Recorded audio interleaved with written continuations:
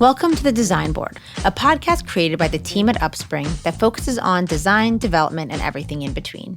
We invite innovators in our industry and explore topics that support your growth in every way. The Design Board is a proud member of Surround, a podcast network from Sandow Design Group featuring the architecture and design industry's premier shows. Check it out at surroundpodcast.com. Welcome, everyone, to The Design Board, a podcast by Upspring that focuses on design, development, and everything in between. We host innovators in our industry and explore topics that support your growth in every way. I'm your host, Tiffany Rafii, CEO and co-founder of Upspring, and I'm joined by Anne Kulinski, Director of Marketing at Kirei, Michael DiTullo, an independent designer and creative director for Kirei, and Gordon Boggis, CEO of Carnegie Fabrics. In this episode, we are going to learn more about Kirei's founder, John Stein, his journey as he founded and grew Kirei, and his impact on the acoustics industry. In addition to providing inspiration to all of you on creating and developing disruptive companies, this podcast is also an opportunity for us to honor John Stein, who lost his battle with cancer on February 28th of 2023. All right, perfect. Well, thank you all for being here today. We're really excited to hop right in. Can you all give us a brief history of Kirei? When and how did it start? I can hop in with that. Just wanted to say thank you, Tiffany, for having us on this and for having this podcast on John in general. John started Kirei in 2002. It's a natural building materials company. He bought a few pallets of sorghum board, which is a fast-growing, low-water plant that can be manufactured into a building material. And he called it Kirei board, which was our flagship product, and started selling them basically out of his garage. As time went on, he added some natural materials. He added some coconut shell tiles, a variety of shades of bamboo. It was all focused on sustainable building, green building. And around 2014, don't quote me on that date because it was a little bit before my time, John learned about recycled PET panels, an acoustic material made from recycled plastic bottles. He added that to the line, and we have just run with it since. Yeah, I think that story too is like just the starting of the company is such a John story. And for those of you that had the pleasure of meeting John, he was just like such a bold guy. And I think, he had a background as a creative. He was a copywriter.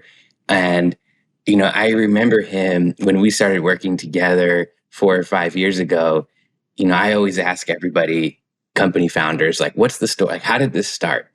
And he was just like, yeah, somebody showed me this board and I had this intuition. So I was like, let me buy a few pallets and see if I could sell it.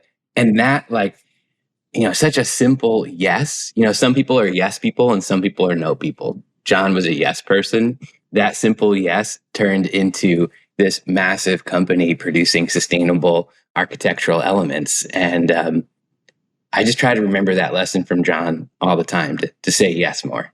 He was definitely willing to try anything. I'll give you that.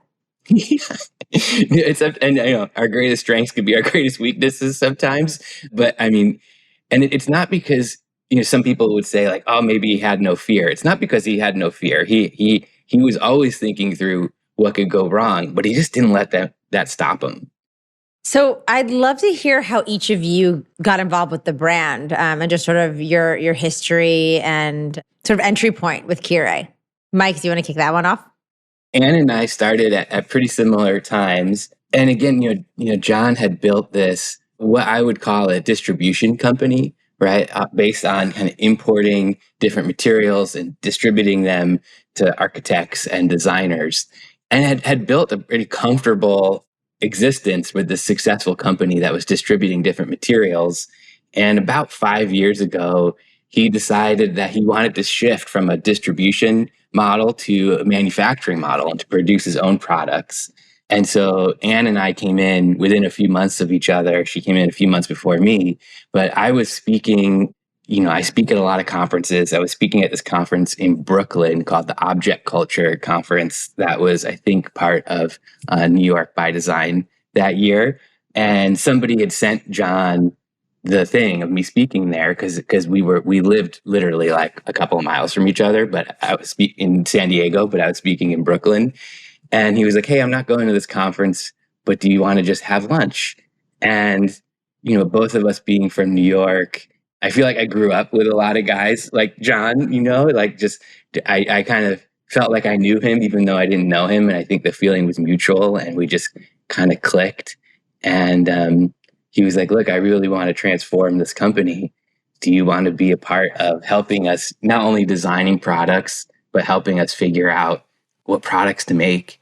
And it was kind of off from there. I met the team, and remember, Anne, we did that big 2-day workshop, and then it was just like, he wouldn't let go. He was just like, you're my person. And we just ended up talking almost every day for 4 years.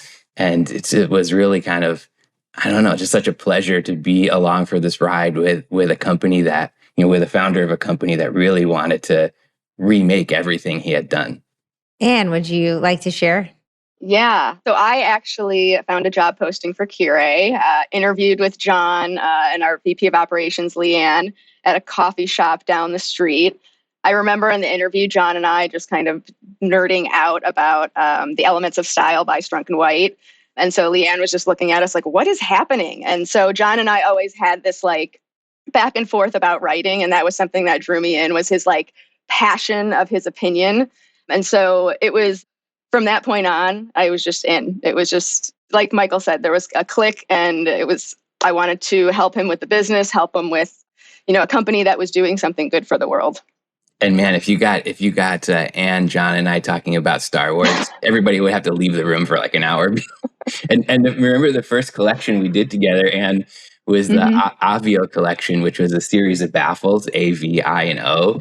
And it makes for a beautiful Italian sounding word, avio, but the story behind it is they're all inspired by the different spaceships in Star Wars, the X-Wing, the Y-Wing. So it's the A, the V, and it's our little inside secret.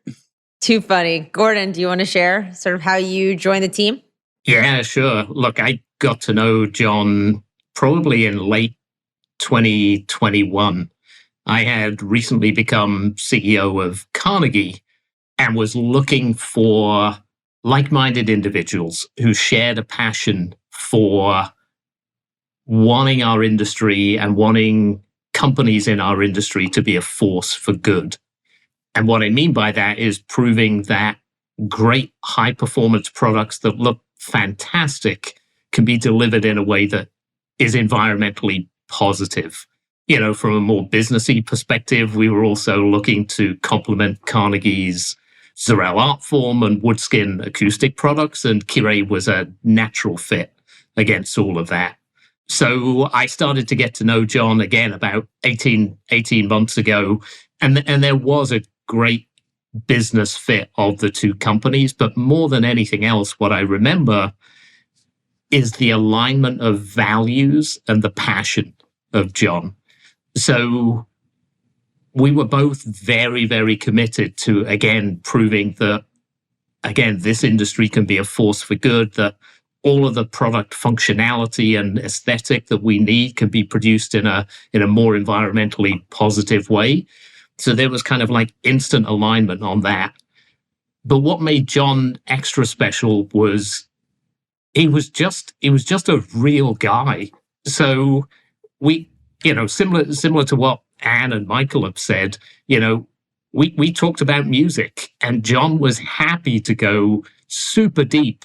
I grew up in an era of UK punk and new wave, which doesn't get a lot of traction in this day and age, and I'm showing my age. But John was in. He was into it. He could talk to it. He shared his own love for music, and it wasn't just a love, it was a passion. So I think everything that John did, he was passionate about it, and that was just what made him so special. I don't think I met another person that has equally an eclectic music taste as I do, as John, and maybe even more eclectic, because if you hung out in his office, he always had music on, and it would be like Dr. Dre, The Chronic, followed up by Dio. Just like how do those two songs come after each other? But he just was again, his kind of yes mentality, and to build on what Gordon said with the acquisition. For me, I work with a lot of different companies, and a lot of companies will have green initiatives, but it's really rare to find one company, and in this case two, that were founded to be green companies. And so it's not an initiative. It's like infused in every decision that John made. And I think, he was a surfer. He was always at the beach, always in the water. He was, seeing what was going on with his own eyes. And I think it was really important to him that Kirei found ways to make sustainable products that were desirable and also profitable, right? And where that Venn diagram overlapped is where we focus all of our energy. Some people are, more than a person. And I feel like, I try not to get choked up, but I feel like John's in the room with us a lot. We talk a lot about, it's not like we say what would John would say. It's literally like his words are a part of the conversation. I love that. Would you all be willing to share what your relationship with John was like, and maybe some of your early memories with him would be, I think, really nice for everyone to hear. Anne, do you want to start with that one? Sure. My relationship with John so he was a boss and a mentor. I mean, I was working with the founder of the company. He's has a marketing background and I'm in marketing. So we kind of had a lot of passion for what we did and wanting to do it well and building out that program. And so it wasn't easy at times because he started off more as, I don't want to say a micromanager, but he's very process oriented. And he wanted to make sure we were building out this incredible system to help the company grow. And so, one of I think the best things was seeing him start at that place and then watching him grow throughout the years, because he remembered that he was leading a team and the team was growing and he had to lead by example. And so I think my favorite, early memory is thinking about where he started and then to where he grew. And it was incredible to be a part of that journey with the company. Excuse me, this is a hard topic, but, I appreciated my time with him. And, I just learned an incredible amount from him because of his passion, his, drive for bringing that sustainability message further than just himself. Yeah, and I can add to that. Look, I kind of knew John for less time than all of you, but what I found, my initial relationship with him was as a business partner. There was a business transaction emerging of two companies, but that soon evolved to a merging of two minds, two passions, two commitments to the environment, et cetera, et cetera. But what I remember about John was he was humble enough to say frequently to me, but joining and being part of Carnegie, I want to grow and I want to learn. So I've done this. And it's like, John, you've done one of the hardest things in the world, which is to take an idea and a passion and literally found a company and make it successful and profitable and a leader in its field. But he still wanted to learn more. And I think that's to his huge strength that he could recognize that. And he kept all the passion, he kept the desire around proving great products could be environmentally sustainable. He was deeply committed to people and his team, but he was also self-aware and reflective enough to say, now in this next stage of Kirei, this next chapter for Kirei, I, John, want to grow. And that was, just a great part of him as a person. Definitely had that lifelong learner's mindset. I know he read more than anyone I know, just kind of devoured information and was always trying to figure out how he could change what he was doing and how he could change what we were doing. I mean, he was a challenging person. And if John was on this call right now, he would say, thank you. He would, that's just he's somewhat of a contrarian. He liked to kind of intellectually poke holes in things because I think he loved these kind of mind puzzles. And we would have some knock down, drag out conversations that were really intense. And he'd call, after the call, he'd call you 5 minutes later and be like, are you okay? And just it was never personal. He just always really wanted to look at something from 360 degrees. Even if it was something he wanted to do, he would argue against it. And I think I don't know if I ever met someone who was quicker to say when they were wrong. I remember once it was an initiative that I had kind of argued against, but he was really passionate about, move forward, and it didn't work. And like 6 months later, he called me up, let's just kind of like checking in. And I was like, hey, what's up? And he's like, this is the time where you get to tell me I told you so. He's like, I just, you were right. I was wrong. Say it. And, like, who else is like that? And so I really appreciated that about him, that he wanted like a healthy debate on the team. And it was, I think, sometimes hard for him. What I tried to coach him on was to understand, well, as the CEO, everything you say, it's like it comes through a megaphone, right? But he always wanted to be like on the team. And so helping the team to understand, like, okay, this is a time when John is just going to be one of us and we're going to be discussing it. And there might be another meeting where he's going to be the founder and decide. But right now, he's just talking about it the way we're talking about it. And I think that was kind of like something that I think a lot of people on the team had to get used to, because not a lot of bosses are like that. Yeah, I think a really big part of it is that he, from a really authentic place, wanted to take everyone along with him, right? This was never about what he wanted or he believed and pushing that. I mean, the reason I think he would argue against himself, to your point, Michael, is that he really wanted the best possible outcome and he wanted everyone's buy-in, right? Sort of take them along with them. And, even in my experience interfacing with him, like we have 100 clients, and at any given time, through the ecosystem of Upspring, hundreds more that I have interacted with their founders, and there are very few who wanted to take me along, right, with them. So I think that, to your point, is incredibly unique about the way that he ran the business and really operated with his team. Tiffany, you've known him the longest of us. How did you connect with John? And there's going to be a story there. Come tell us. Actually, funny enough, the digital marketing agency that joined Upspring a year ago now was Kirei's digital marketing agency like 8 years ago. And Susan, who's now our VP of digital here at Upspring and who ran Epiphany, called me out of nowhere. I didn't know her, and said, we have this company, they, do acoustical panels and this, that, and the other, and they want to add a PR component to our service offering. Would you all be able to sort of help us out and partner with us? And I said, we're happy to sort of have a conversation and explore that.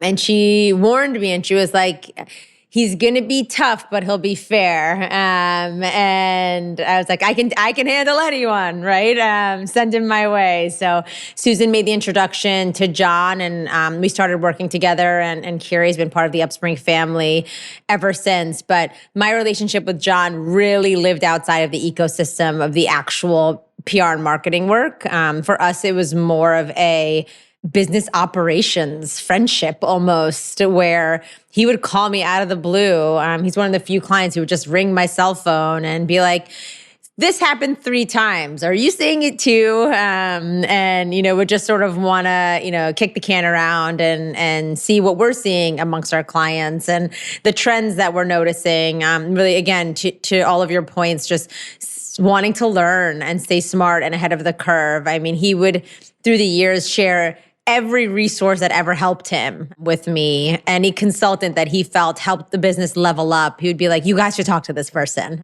And so, I mean, for me, it's super emotional from the perspective of having someone in our corner from an advisory perspective, really lives outside of the normal client relationship that we might have, where he knew that our growth would only, support his growth. He wanted us to be the best version of ourselves at all times, which was, sort of really, really amazing. And I always have been super grateful for. So I'd love to have you all, you talked about this a tiny bit so far, but if you have anything you all want to add about John's leadership style and how, his style helped shape the culture at Kirei. I think if I could kick off, like one of the things, kind of building on what Gordon and you were saying, Tiffany, about his constant kind of learning and talked about his journey a little bit. John was someone that he never worked for a big company, right? And so I think he was really, figuring out who he wanted to be as a leader. And, it's funny because he came off a lot as being, like, as Anne said, super process oriented, very detail oriented, very like, this, then this, then this. And at one point I was just, and it could be really frustrating at times, to be honest, because it was like very, for someone who had this very creative mind, he put himself in this very kind of linear thinking. And at one, I would just called him up. I rang his phone, Tiffany. And I was just after a meeting. I was like, why are you like this? And he was like, Michael, like, it's because I'm fighting all my instincts. He's like, my natural self is I just want to be on the beach surfing. And he's like, I'm so afraid. And because I never worked for a big company, he's like, I'm so afraid if I don't put the structure on myself that I would just like slack off. And I was just like, dude, you are so far from slacking off. Like you're like, you could dial it back 30% and still be way out ahead of slacking off. But so I think he was trying to find that in himself. And especially as the company scaled, right? Because like Anne was saying, before Anne and I joined the team rapidly grew in the last 4 or 5 years. But before that, it was really small. And so I think it could be really hard for a founder to wrestle with that. Like, okay, I have to go from the doer to the inspirer. And I think he was just kind of like finding that way. And about 12 months or so before he passed, when he had to step away from the business, I know he was just really scared that it would still run, right? As any founder would be. And I remember 6 months in having this kind of like really tearful conversation with him, and him just saying, just how proud he was of everybody, that like it kept, not only did it keep going, it kept growing. And so I really feel like, right within the last couple of years of his life, he found this new leadership style that was finally like opening up and really, going from like, I have to decide everything to I can empower other people to decide things. Yeah. And again, Michael, I'd add to that, when John had to kind of step back from being in the business on a regular basis, he and I had conversations and exchanged emails, and he was very gracious in terms of, he was saying, look, it's great that Kirei is part of the Carnegie family because it feels so right, the fit's so good. But then he immediately went to, and the people are in good hands, and he cared passionately about people and his team. And it was just so good to hear him say, the Kirei people, they're in good hands. And he was delighted, and gosh, at that point, just so gracious and so kind of like focused on other people when he was clearly having to deal with so much from his side. So that was just a wonderful kind of piece of feedback to get from him. Yeah, I think John, like to know John, he wore everything on his sleeve, right? Like every thought, every feeling, like you knew it. You knew where you stood in that second. And I remember the moment he called me up and was like, "Hey, in talks with Carnegie, what do you think?" And I could tell like the way he said it to me was like, it was like he was like afraid I was not going to be, I was surprised. It was like timid. And I was like, John, this is like, it's the right company. It's the right time. If this was 2 years ago, like you wouldn't have been ready. It's like, this is like the exact right moment for this to happen. And I could just like feel like the sunshine in his voice. And he's just like, okay, cool. That's what I was thinking too. And I really appreciated the trust that he showed, just the like, he would tell people things, and that kind of transparency makes people feel bonded to the mission. As an employee of Kirei, I have to say that what John did for Kirei was incredible. Finding Carnegie and, like you said, how the values and the mission align so well. He found a safe home for us, and I think that's like the best. We're all able to continue to learn and grow and build the company, and it's I just think he would be incredibly proud of that. Couldn't agree more. John is recognized as a significant figure in the acoustics industry for promoting sustainability and his personal flair. Can you share some stories or examples of how his passions were integrated into Kirei's mission and products? I think, one of the things that comes through, Anne and I were talking about the Kirei voice yesterday, and we spent a lot of time working on the voice of the company, the three of us, John, Anne, and I. And I think it originated with him in that, like, a lot of companies in this space are more authoritative. Like, the way they speak is like in a command voice of like, we're the best and you should respect us. And I think the insight that he had was like, that doesn't really work. We were talking to really busy architects and interior designers who also know a lot. And we don't want to command them. We want to be their friend. And I think that casualness, we tend to be like a little bit more punny in our product names and in our communications. And that's like all John.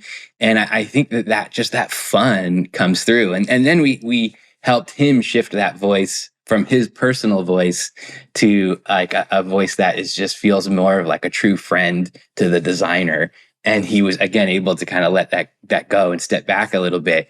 But I think that core insight of just being a little looser in this category and talking to our client more as a peer, to our customers more as peers, I think is like a big influence of him and the way we do things.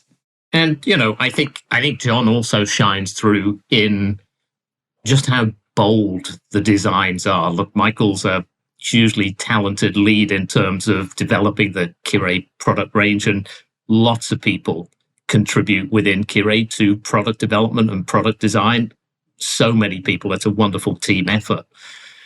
But I think John also believed that, look, we're going to take this great post-consumer recycled content, but we want to produce something that's striking, that does its job, that manages, acoustical challenges for spaces. But boy, oh boy, do I want it to be striking. And I think that's evident to this very day. You just look at the latest Tesla collection that's just been released, Tesla Baffles. They are striking. There's no other way to describe them. They are so distinctive. They own a room. And I think that, again, is part of John's passion. He was highly creative. He pushed people. He pushed everybody. And so it's kind of not generic looking squares. It does a great job. It's going to be post-consumer recycled content. But boy, oh boy, is it going to be a striking statement for any kind of like installation. And I think that's to John's great credit as well. He wasn't afraid of that. In fact, quite the reverse. He wanted to push the team to deliver that. Gordon, and I don't know if I ever told the two of you this story, but it won't surprise you. But the day of the air baffle launch, so we worked for like a year and a half on this baffle that where we partnered with Nike, right? We partnered with a $30 billion company to do this infill made from recycled post-consumer footwear as acoustic performance. And I mean, just getting this thing over the finish line, it was a really big effort for the size company we were. And the day it launched, I called up John and I was like, congratulations, like you did it. And, I was so pumped. And he was like, yeah, it's pretty cool. What's next?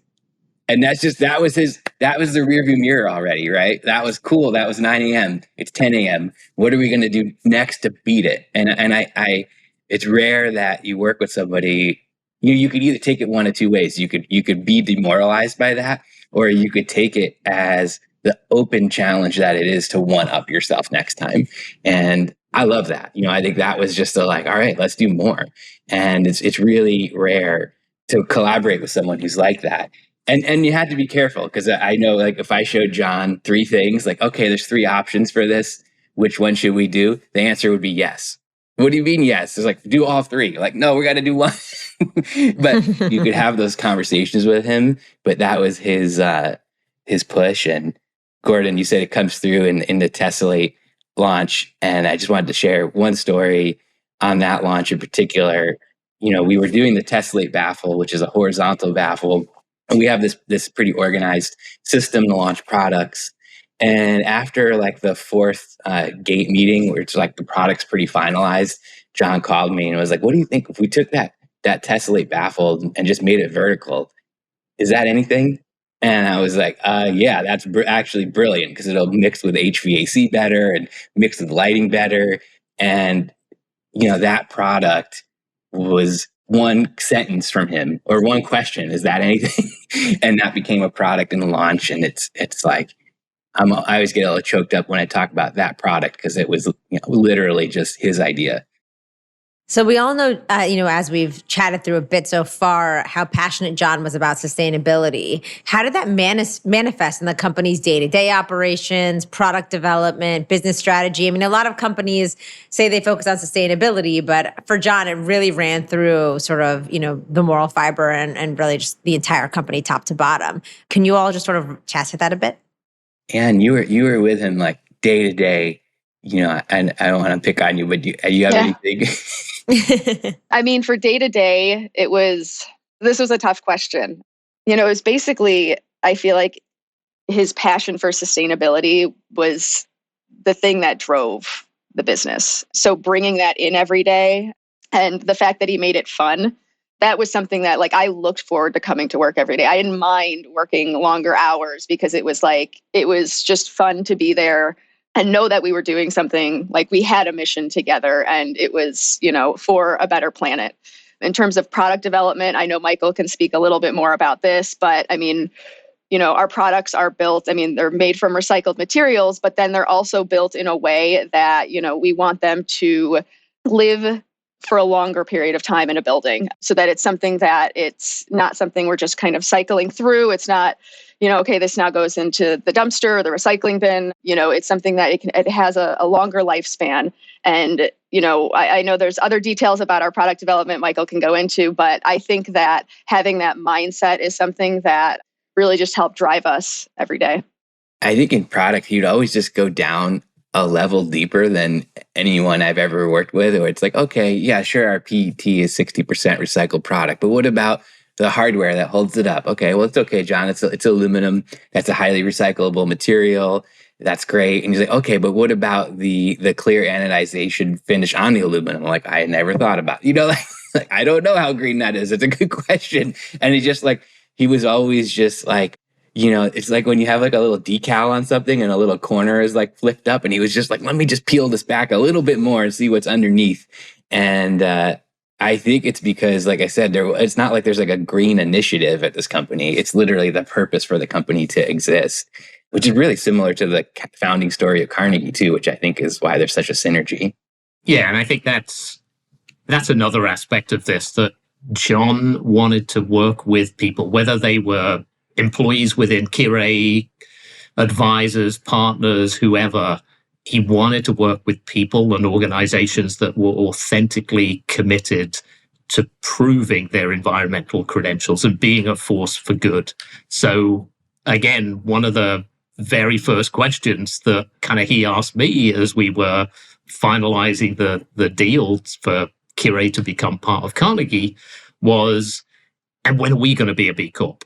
So Carnegie has, for 12 years been a certified B Corp. In a world of greenwashing, that's a very high bar of external authenticity, commitment to environmental, social, the way we govern the company, having a triple bottom line.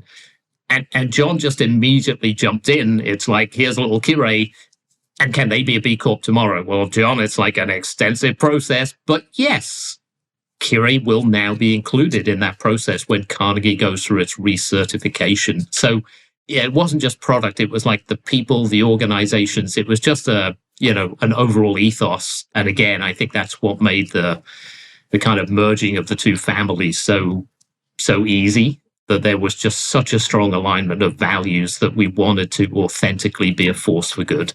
And I think he was always looking for the ways new technologies could help the company be greener. And remember when we first started working together, and how hot John was on QR codes, and he's like, we could just put QR codes on things and then we don't have to print stuff.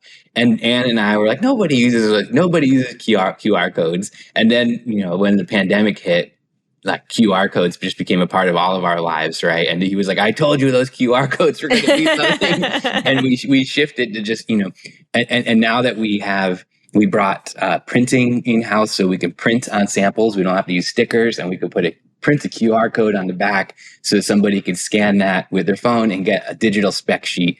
And so just all these little things are like, how can we just be greener, even if it's just 0.5% greener?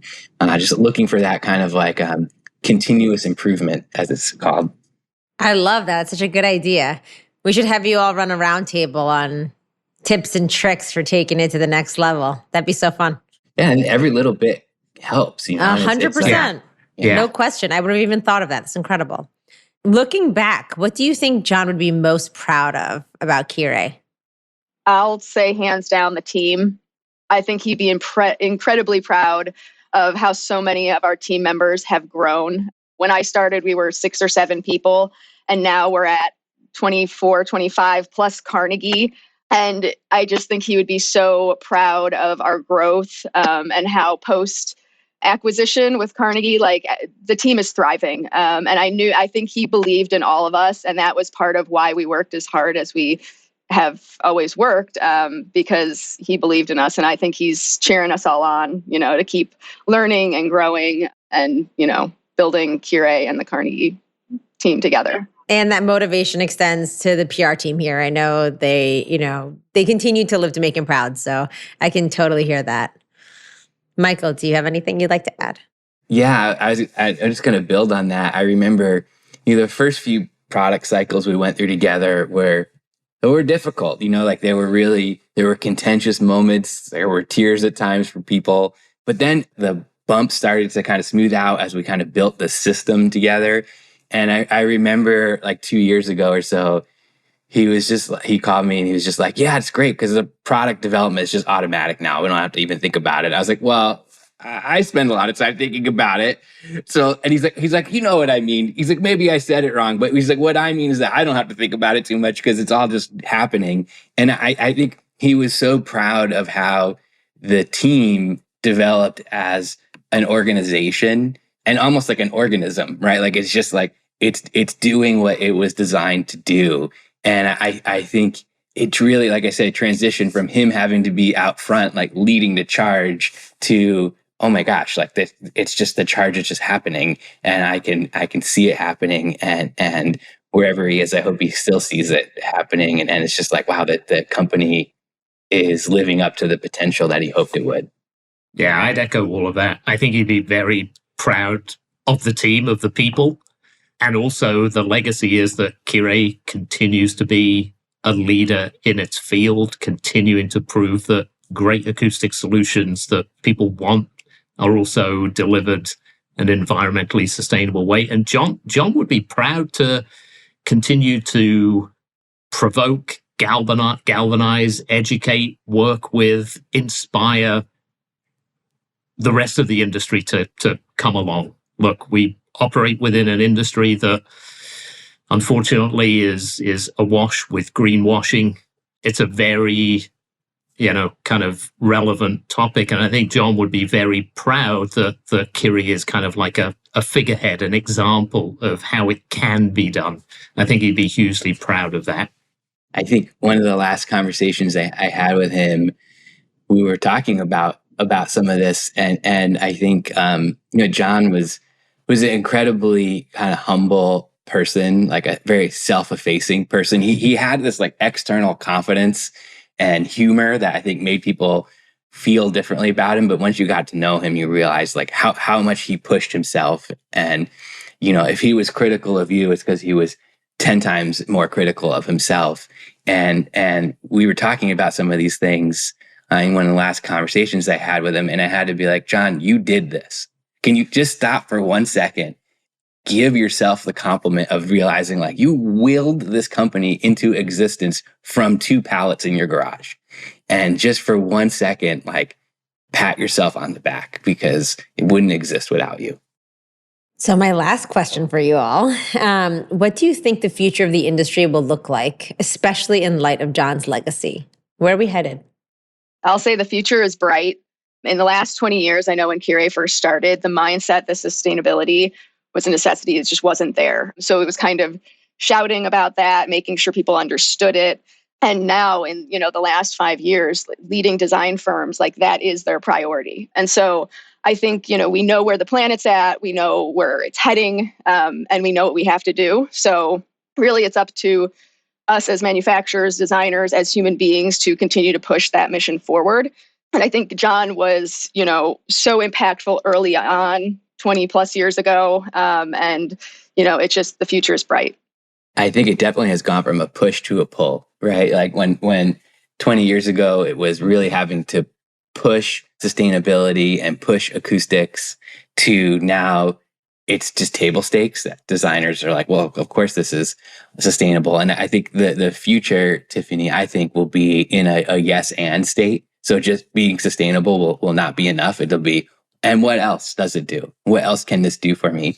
And I think that's where we're trying to push with like the Tessellate collection, where it's like, yes, this is going to improve the acoustics of the room. Yes, it's sustainable. It's also a visual statement piece, and it's like freaking gorgeous. And it's like, you can't just be a sustainable material anymore. You're gonna have to bring a little bit more to the space than that. Yeah, look, I'm optimistic as well, but I think there's some hard work ahead of us within the industry. It's a critical time, as you know, we're literally 24 hours from reports being issued that the planet continues to warm at alarming rates. But I am optimistic that as an industry, we're prioritizing that.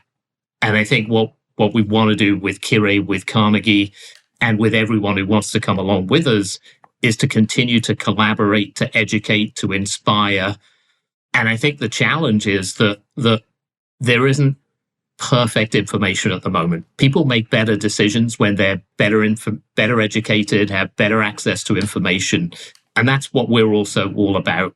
I encourage everybody to just, as they are specifying, just think for an extra minute and dig down into the true holistic impact of decisions that are being made. We live in a very visually driven industry, and so we should. Things have to look great. But human health, environmental health, social health and equity, a holistic approach to environmental impact are hugely important factors. And we want to be a big part of educating, providing information, because we have an authentic commitment to getting to the right place, and we'd like to inspire others to come with us. So please, think for an extra minute. It's going to take a little bit more hard work to get the authentic information, to dig down a little bit more, to make sure that you've not been greenwashed. And that's I think, a kind of objective and passion that John would be hugely proud of and hugely supportive of. Well, thank you three so much for taking time out of your day to have this conversation with me. I think for all of us, we continue to find ways to honor John, and this was one small way that we could do that. So I also think, from many perspectives, his story is not only inspiring, but motivating to everyone, right, in the industry, no matter sort of what your position or role in it might be. So thank you again for all of your sharing. I know not easy, and I look forward to continuing the conversation with you. Thank you so much, Tiffany, for giving us the platform to remember John and tell his story. Yeah. Thanks, Tiffany. Thank you, Tiffany. Of course. Thank you, guys. Thank you so much for listening in with us today. We hope you leave inspired by the ideas in today's episode. For more, follow Upspring on LinkedIn and Instagram, and don't forget to check out the amazing lineup of shows brought to you by the Surround Podcast Network at surroundpodcast.com.